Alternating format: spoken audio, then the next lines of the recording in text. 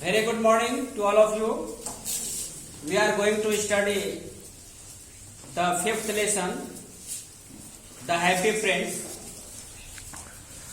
taken from your supplementary reader book named Moments. The Happy Friends is a famous story written by Oscar Wilde, a famous story writer. मेरे प्यारे बच्चों, आज हम लोग happy friends story देखेंगे जिसको Oscar Wilde जो है लिखे हैं। हैप्पी फ्रेंड्स एक स्टैचू है, एक मूर्ति है जो शहर के बीचों बीच एक ऊंची जगह पर इरेक्ट किया हुआ है।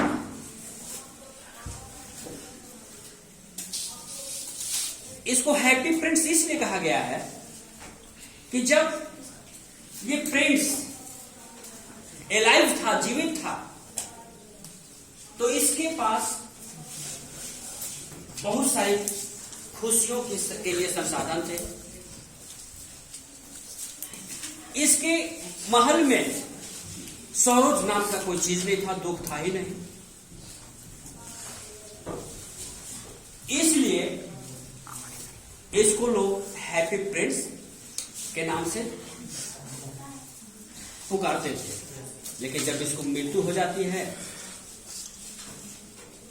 तो लोगों ने इसका एक बहुत बड़ा मूर्ति बनाया और शहर के बीचों बीच इसको प्लेस कर दिया। इसकी मूर्ति जो है गोल्ड का बना हुआ था, पूरे बॉडी गोल्ड के थे। इसकी आंखों में सफायर जो कि नीलम पत्थर होता है, एक प्रेशस स्टोन होता है, उसको लगा दिया। इसके तलवार के हिल्ट में, मुठ में रूबी पत्थर थे जो कि बहुत ही अट्रैक्टिव थे, चमक रहे थे। एक दिन की बात है कि एक लिटिल स्वालो बर्ड को इजिप्ट जाना था, मिस्र, जो कि इसके कुछ मित्रों ने 6 हफ्ते पहले मिस्र चले गए थे, इजिप्ट चले गए थे। ये भी जाने की तैयारी कर रहा था। यहाँ पर बर्ड जो है, एक्चुअली चिड़िया जो है स्त्रीलिंग है, लेकिन राइटर ने ही का प्रयोग किया है, तो हम लोग भी इसको एज अ पुल्लिंग देखेंगे। वह चिड़िया जब मिस्र जाने लगता है तो इसको शाम हो जाता है, तो वह जो है उस शहर में रुकने का विचार बनाता है। उसने हैप्पी फ्रेंड्स की मूर्ति को देखा और उसने सोचा कि आज यहीं पर हम रुकते हैं, और मूर्ति के पैर के पास बैठ जाता है और वही सोने वाला होता है। उसी समय देखता है कि एक पानी का बूंद उसके ऊपर गिरा। चिड़िया जो है सरप्राइज हो जाता है कि आकाश में तारे हैं, पूरा चांदनी रात है, there is no cloud in the sky, from where drop of water came on me, कहां से आया? यह चिड़िया मूर्ति को देखता है तो मूर्ति की आंखों से आंसू बह रहे थे। स्वालो जो है पूछता है कि क्या बात है, तुम क्यों रो रहे हो? फ्रेंड्स कहता है कि शहर के बाहर एक गांव में एक सिम स्ट्रेस रहती है, दर्जन रहती है। वह बहुत पुअर है। वह गांव एम्ब्रॉयडरी का काज करती है। उसके हाथों में सुई कई बार चुभ जाते हैं, जिससे उसके हाथ लाल हो गए हैं। उसके पास खाने को कुछ नहीं है और उसका बच्चा बुखार से पीड़ित है और वह रो रहा है और खाने के लिए अपनी मम्मी से ऑरेंज मांग रहा है, लेकिन इसके पास उस बच्चा को देने के लिए कुछ नहीं है सिवाय रिवर वाटर के। केवल नदी के पानी है उसके पास, कुछ नहीं है। ऐसा करो सवालो, तुम मेरा एक काम कर दो कि मेरे शॉर्ट में जो रूबी लगा हुआ है उसको निकाल लो और ले जाकर के उस दर्जन को दे दो। वो दर्जन एक गाउन पर एक फ्लावर बनाने में लगी हुई है, जिसका एक क्वीन का मेड सर्वेंट का गाउन है, उसी को बना रही है। तुम उसको जाके दे दो। ये सवालों तलवार से रूबी निकालता है और दर्जन के घर में पहुंचता है और उसके टेबल पर, जो कि थिम्बल था, अंगुस्ताना, टेबल पर उसके बगल में रख देता है। वह बच्चा जो बुखार से पीड़ित था, उसको जाकर ये स्वालो अपने पंख से हवा दे देता है। बच्चा भी अच्छा फील करता है और वहां से ये वापस राजा के पास आता है। इस दरमियान इन्होंने बहुत कुछ देखता है। रिवर्स को देखता है, कैथेड्रल को देखता है और बहुत अट्रैक्टिव लैंडस्केप को भी देखता है। दर्जी जग जाती है और देखती है कि ये बेशकीमती पत्थर कहां से आ गए। वह बहुत खुश होती है और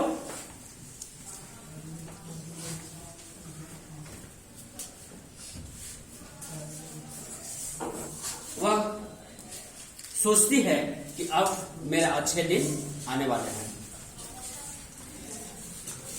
इसके बाद ये पक्षी स्नान करता है और अब प्लान बनाता है कि इजिप्ट जाएंगे। इस बार वह राजा के पास जाता है गुड बाय कहने, या मैं इजिप्ट जा रहा हूं।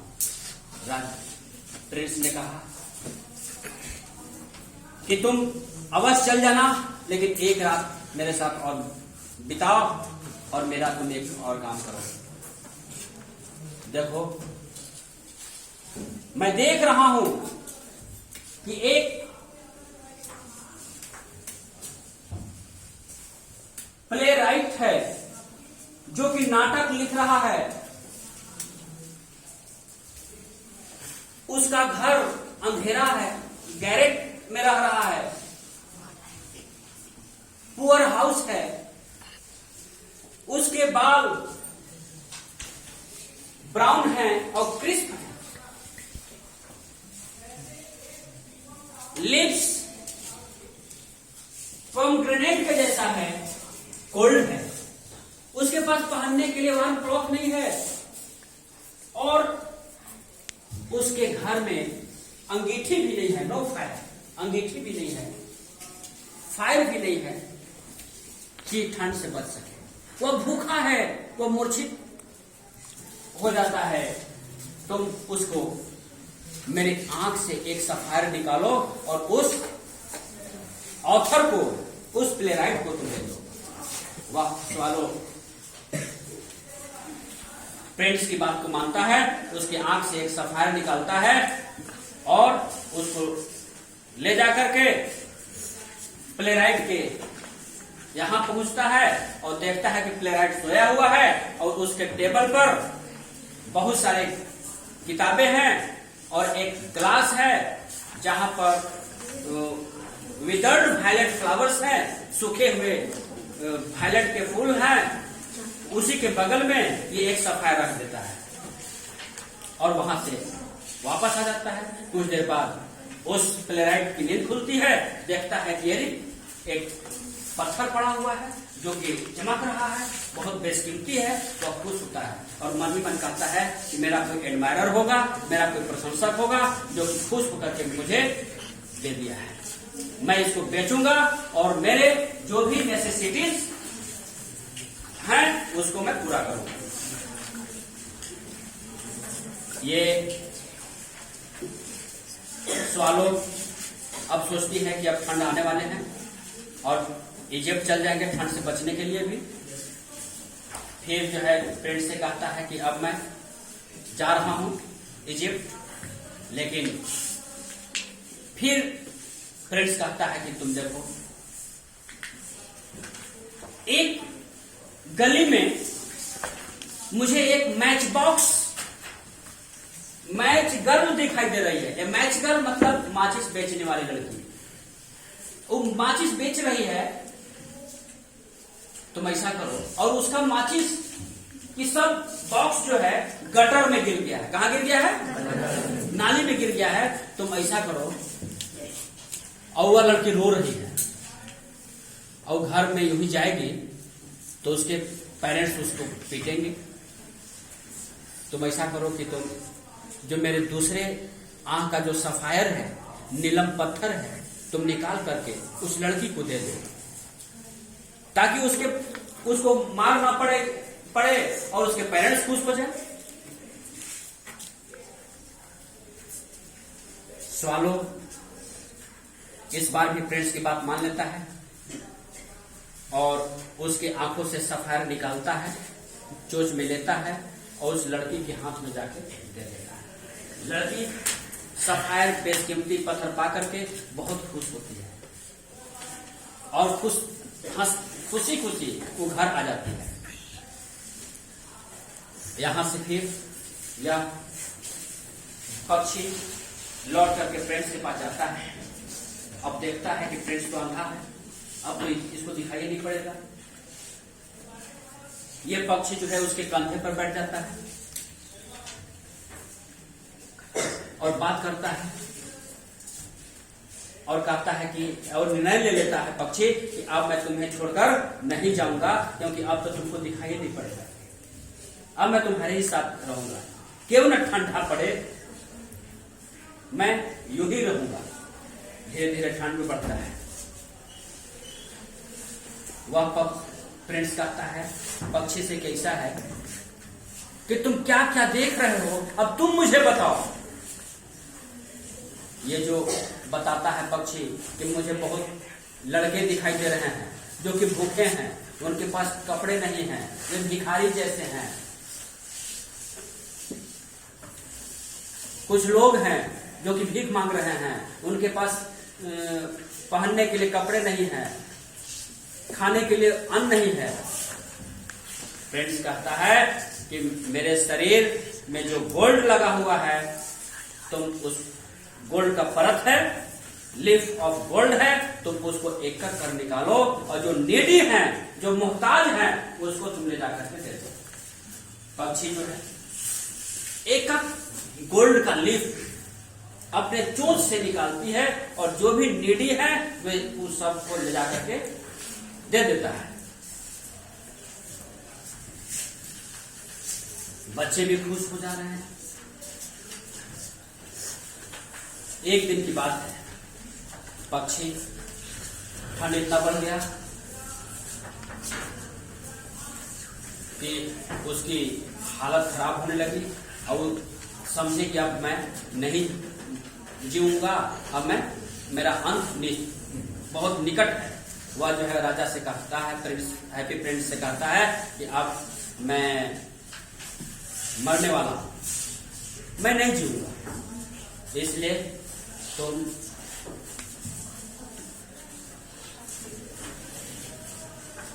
मैं तुम्हारे हाथों को चूमना चाहता हूं। वह प्रिंस कहता है कि तुम मेरी ओंठ को चूम लो। वह प्रिंस के ओंठ को चूमता है और वहीं पर नीचे गिर जाता है और मर जाता है।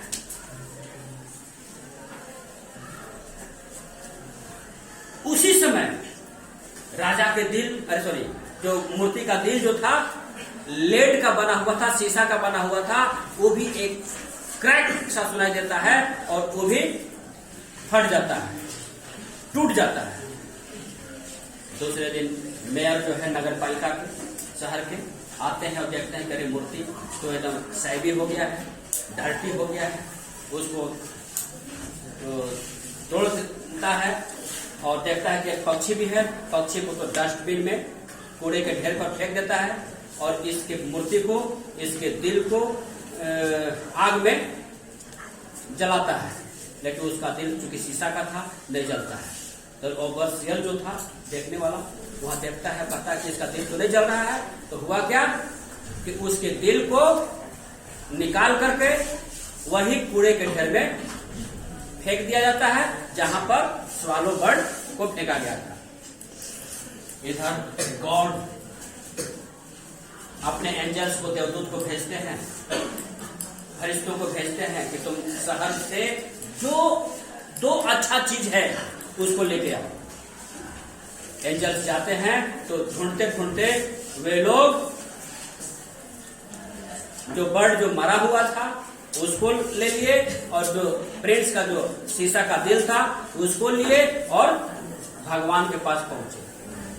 भगवान देख करके अपने एंजल्स को तारीफ करते हैं और कहते हैं कि तुमने बहुत अच्छा किया है, क्योंकि ये बर्ड अब मेरे पैराडाइज में के गार्डन में